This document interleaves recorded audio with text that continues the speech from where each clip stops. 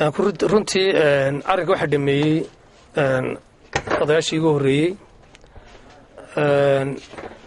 nin walbana kelmadda halkii munaasibka ahayd ku habboonayd wuu yidhi runtii aanu ma qabo in xidhan tahay haatuf iyo hubaal oo qori inay xidhan tahay uma qabo fikirka waan ka duwanahay anu waxaan u qabaa in saxaafaddii Soomaaliland oo dhan ay xidhan tahay waxaan taa ku sababeynayaa shalay waxaad ogeydeen oo marka ahaydeen oo saxaafad goobjoog ahaydeen in maanta saxaafadda ay ahayd in war wanaagsan oo mugliya inaga baxay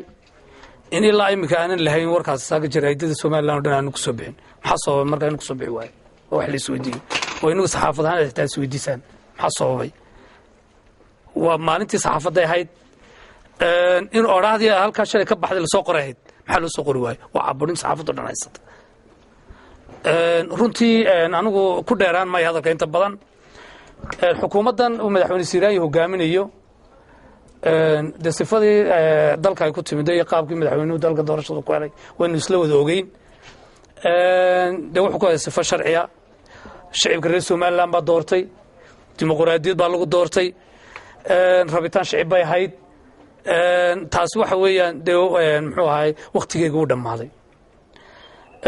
maanta waxaad ogtihiin in madaxweynaha Soomaaliya uu leeyahay amaran bixiye baa tareex lagaga baxay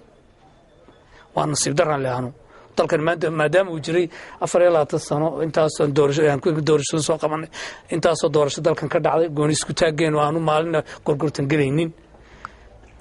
waxaan soo jeedin lahaanu madaxweynaha Soomaaliland iyo xukuumaddiisaba war saxaafadda madaxa bannaan ee Soomaaliland inta ku mashquulaysiin Xasan Sheekh Maxamed loo jawaabo intaasaan waran lahaa oo ha looga jawaabo dalkan ma Xasan baa xukuma mise madaxweyne Siiraayo shacabka reer Soomaaliland doortay xukuma sidoo amar u bixin kara sidoo u oran kara taleex amar aan leeyahay kaga laga ciidamada Soomaaliland kaga bixin waa wax meel ku dhac ku ah shacabka reer Soomaaliland waa wax meel ka dhac ku ah dimuqraadiyadda iyo gid socodkii dalkan ku soo socday ka soo bilaabmay maalintii dalka madaxweynaha ka ahaa Maxamed Cabdiraxmaan ilaa cigaal Riyaale ma idin waxan oo kale waxa marag Madonna oo aan ku celinaya maalintii xukuumaddaas soo baxday wasiirada Siiraayo